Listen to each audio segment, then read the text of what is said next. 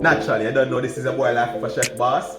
So today we'll be preparing some barbecue baked chicken, alright? But first thing first, we gotta wash our hands to help prevent the spread of COVID.